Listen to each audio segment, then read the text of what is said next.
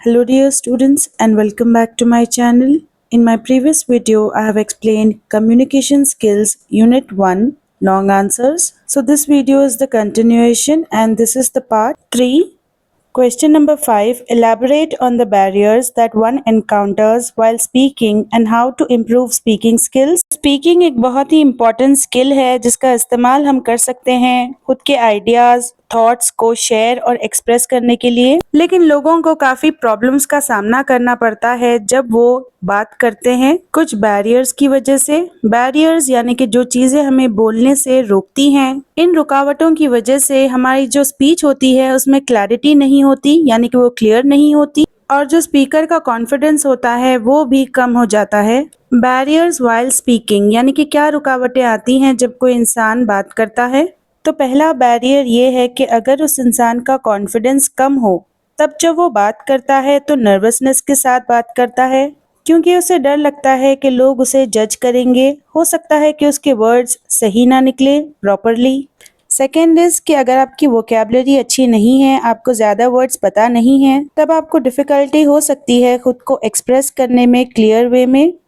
Third one is कि अगर आपकी भाषा और दूसरे इंसान की भाषा अलग हो तब वो इंसान आपकी बात को नहीं समझ सकता आपके एक्सेंट की वजह से, यानी कि जिस तरह आप वर्ड्स को बोलते हो या फिर आपकी प्रोनाउंसिएशन की वजह से। Fourth is emotional barriers. Emotionally अगर इंसान को गुस्सा आए, वो स्ट्रेस में हो या फिर डरा हुआ हो, तो फिर इन सब चीज़ों से भी उसकी जो स्पीच है वो इफेक्ट होती है।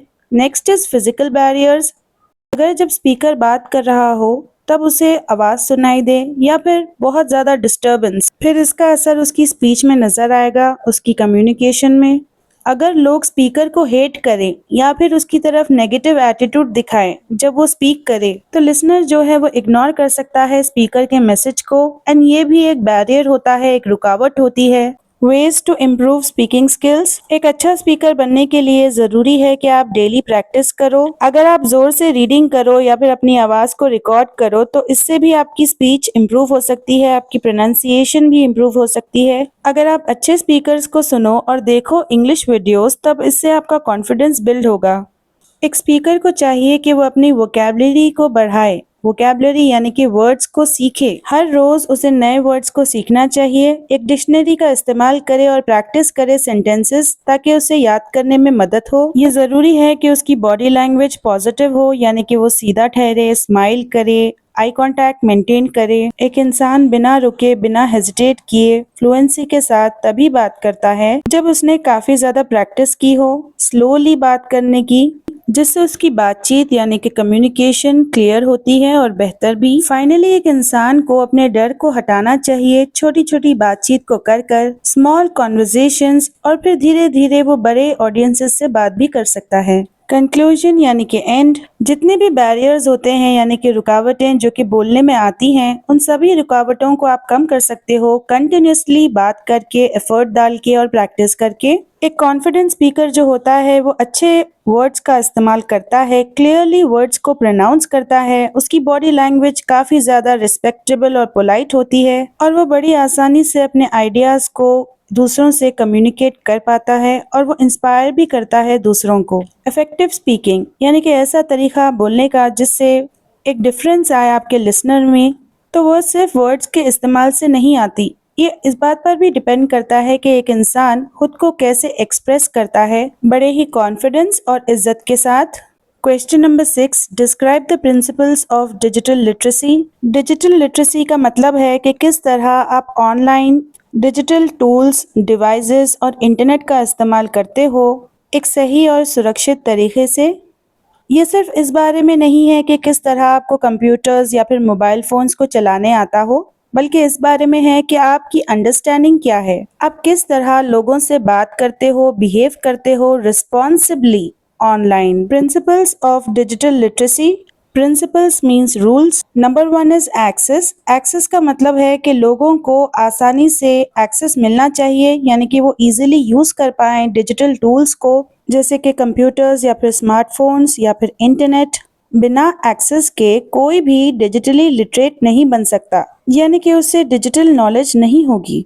Number 2 is understanding. यूजर्स को समझना चाहिए कि किस तरह डिजिटल सिस्टम्स काम करते हैं। इसमें ये इंक्लूड होता है कि किस तरह आप ऑनलाइन इंफॉर्मेशन को सर्च करते हो, वेबसाइट्स का इस्तेमाल करते हो और किस तरह आप आइडेंटिफाई कर पाते हो, पहचान पाते हो रियल और फेक कंटेंट को, यानी कि इंफॉर्मेशन को। Third one is communication. Digital literacy में ये भी आता है कि किस तरह आप प्रॉपर तरीके से बात करते हो, ईमेल्स में, चैट्स में, सोशल मीडिया प्लेटफॉर्म्स पर। यूजर्स को चाहिए कि वो पोलाइट लैंग्वेज का इस्तेमाल करे और फॉलो करे ऑनलाइन मैनर्स को। Fourth one is collaboration. एक साथ मिलकर काम करना और यूज करना डिजिटल प्लेटफॉर्म्स को, ये जरूरी है। जितने भी स्टूडेंट्स, टीचर्स और वर्कर्स है वो एक दूसरे के आइडियाज को शेयर कर सकते हैं, ऑनलाइन टूल्स को भी, जैसे कि गूगल डॉक्स या फिर zoom. Fifth one is critical thinking. एक अच्छा डिजिटल सिटीजन जो होता है वो काफी केयरफुली सोचता है और तभी जाकर वो भरोसा करता है या फिर ऑनलाइन इंफॉर्मेशन को शेयर करता है। ऐसा करने से वो खुद को प्रोटेक्ट करता है फेक न्यूज से और फ्रॉड से। Sixth one is safety and security. Users के लिए काफी जरूरी है कि वो खुद के पर्सनल डेटा को प्रोटेक्ट करे बाय यूजिंग स्ट्रॉन्ग पासवर्ड्स, और वो एंटीवायरस सॉफ्टवेयर्स का भी इस्तेमाल कर सकते हैं और प्राइवेसी सेटिंग्स का भी।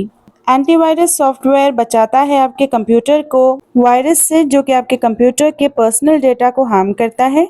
Seventh one, ethical use. एक इंसान को चाहिए कि वो टेक्नोलॉजी को काफी जिम्मेदारी के साथ इस्तेमाल करे और अवॉइड करे प्लेजियरिज्म को। प्लेजियरिज्म यानी कि दूसरों के कंटेंट को कॉपी करना और उन्हें क्रेडिट भी ना देना। तो जरूरी है कि आप कॉपीराइट के रूल्स की इज्जत करें।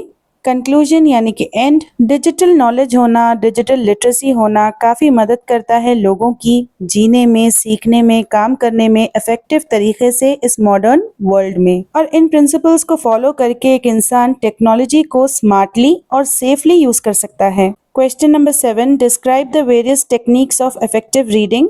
तो रीडिंग एक तरह की स्किल होती है जो कि हमारी मदद करती है सीखने में, समझने में इंफॉर्मेशन को। इफेक्टिव रीडिंग मदद करती है एक इंसान की ताकि वो जल्दी जल्दी पढ़ सके, ही कैन रीड फास्टर, बेहतर समझे चीज़ों को और याद रखे चीज़ों को लंबे समय तक।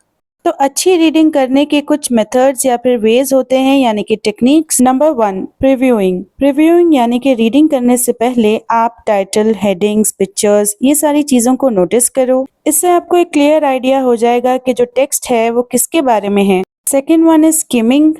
स्किमिंग एक रीडिंग करने का तरीका होता है जिससे आप मेन आइडिया समझ पाते हो टेक्स्ट का। इससे आपका काफ़ी टाइम बचता है और इससे आपको एक जनरल अंडरस्टैंडिंग भी हो जाती है कि पैसेज है किसके बारे में।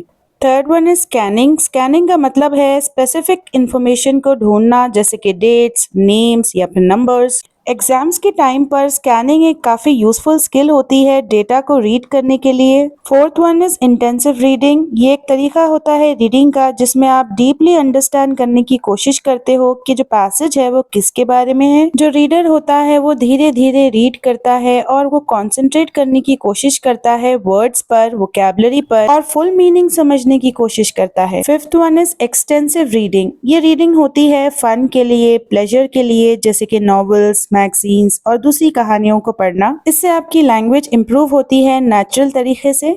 Sixth one is note taking. Note taking यानी कि छोटे छोटे नोट्स बनाना और की पॉइंट्स को अंडरलाइन करना। इससे आपको इन्फॉर्मेशन याद रखने में मदद होती है। Seventh one is summarising. तो जिस टॉपिक की आपने रीडिंग की है उसी के ऊपर एक छोटी सी समरी लिखना। इससे आपकी जो अंडरस्टैंडिंग है उस लेसन को लेकर, उस टॉपिक को लेकर वो बढ़ती है और आप चीज़ों को याद भी रखते हो। कंक्लूजन यानी कि एंड। तो इफेक्टिव रीडिंग का मतलब ये नहीं है कि आप तेज तेज पढ़ो, बल्कि ये है कि आप स्मार्ट वे में पढ़ो। इन टेक्निक्स का इस्तेमाल करके आप ज़्यादा सीख सकते हो कम टाइम में, और आप अपने वर्ड्स और कॉम्प्रिहेंशन यानी कि अंडरस्टैंडिंग को भी इम्प्रूव कर सकते हो। Students, I'll upload part 4 in the next video. If you understood this, then don't forget to hype. I will be uploading next video, so just hit the bell icon so that you get notified for my next upcoming video, and don't forget to check the playlist, and if you need the notes then contact me on my Telegram ID.